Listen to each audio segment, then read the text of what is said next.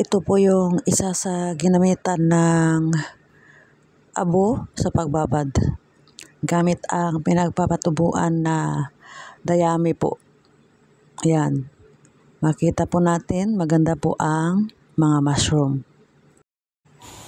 Ito yung time na nag-pasteurize ako ng substrate ko. Yan, ang gamit ko diyan ay kahoy. Different kind of kahoy. May bamboo, may corn cob. Basta yan ay nagpuproduce ng uling. So,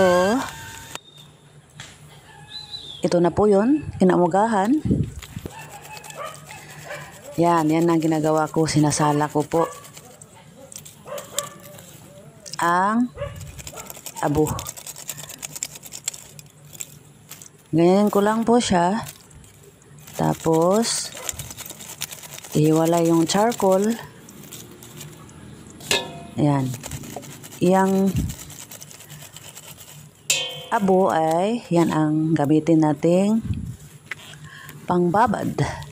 Pamalit sa lime. Diba? Nakukuhang libre po. Ang kagandahan sa abo po, para po doon sa hindi nakakaalam, kung wala kang lime na makuha sa lugar ninyo, or wala kang pambili ng lime, ay may libre po tayong pangbabad. Itong abo po ay nagpapataas po to ng pH level ng mga pagpapatubuan po natin, katulad ng dahon, dayami, lahat ng klaseng damo. Acidic po yan. So, need nating gawing hindi acidic sa pamamagitan ng pagbabad nito. Ang abo po ay mataas po ang content niya sa calcium na gustong-gusto ni mushroom po. Samantalang ang magnesium content nito ay mababa lang po. Para doon sa may alam na ang magnesium ay pwedeng hindi tutubo ang mushroom, kung tutubo man din, ito po ay may problema po. Hindi tutuloy. Kadalasan hindi tutuloy. Masisira lang, magkakakuntam lang po ang substrate na gagamitin kapag mataas po ito sa magnesium. May content ito ng magnesium pero konti lang, about 1%. Samantalang ang calcium mataas po, about 25%. Ganyan po.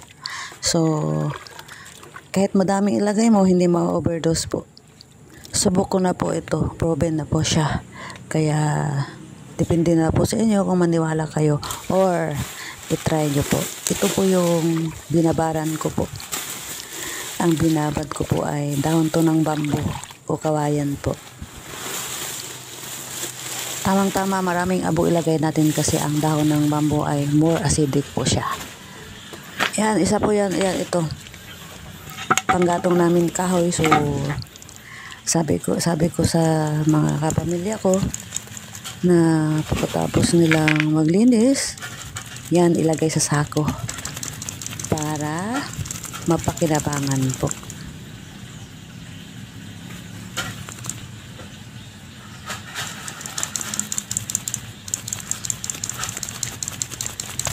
Yan po, purpose ng abo. Yan po, materialize ang acidity ng substrate natin. So, kung sa lugar ninyo ay hindi kayo nagagamit ng panggatong na kahoy, pwede pong hydrated lime. Yan ang pinaka pamalit, pangbabad. Yan po, sakong-sakong abo po. More babad. Yan. Marami din babarin.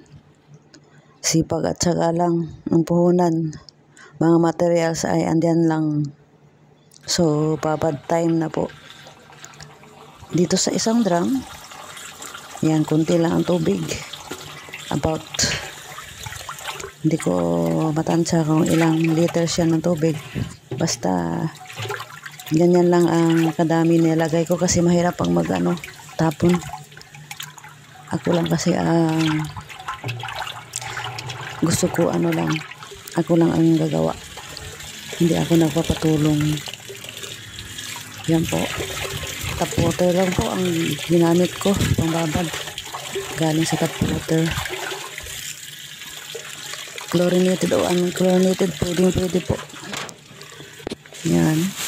Ang binabad ko pala dito ay ito pong corn husk o yung mga balat ng mais.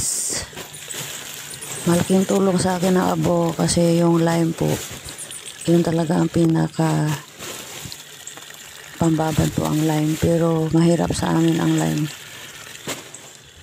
I-order po sa malayo pang lugar. So, naghanap ako ng paraan kung ano ang pamalit. Pasalamat ako na discover ko po itong abo.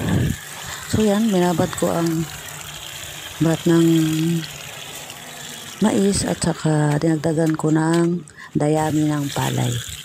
So, hanggang sa muling video for more ideas po.